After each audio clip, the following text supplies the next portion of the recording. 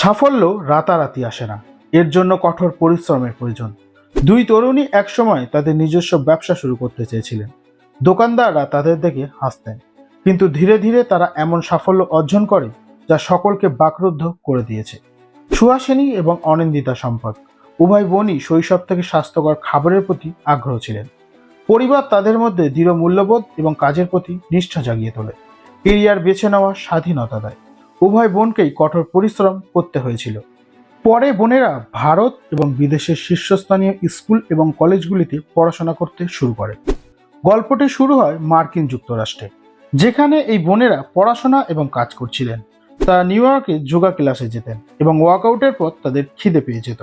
তবে নিরামিষভোজী এবং গ্লুটেন অসহিষ্ণু হওয়ায় স্বাস্থ্যকর খাবার খুঁজে পাওয়া কঠিন ছিল। তারা তখন এনার্জি বার কিনতেন।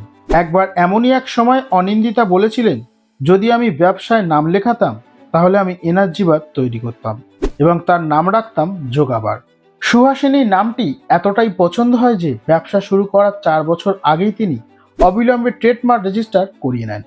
2012 সালে ভারতে ফিরে এসে তিনি 3 বছর গবেষণা করেন।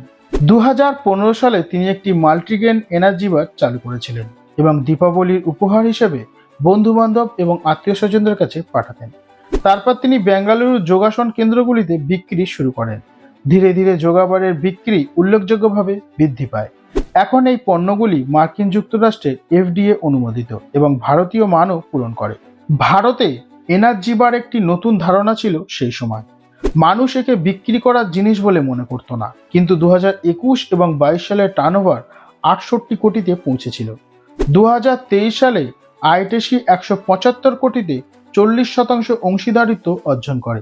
$11.6 মিলিয়ন এলিভেশন ক্যাপিটাল এবং ফায়ারসাইড ভেঞ্চার্স থেকে আসে। ইয়োগাবারের বার্ষিক রাজত্ব এখন 100 কোটিতে ছাড়িয়ে গিয়েছে। এর থেকে এটি প্রমাণ করে যে সাফল্য অর্থ থেকে আসে না, বরং মানুষের জীবনের পরিবর্তনের মাধ্যমে আসে। এখন ইয়োগাবার একটি স্বাস্থ্য বিপ্লবের পরিচায়ক।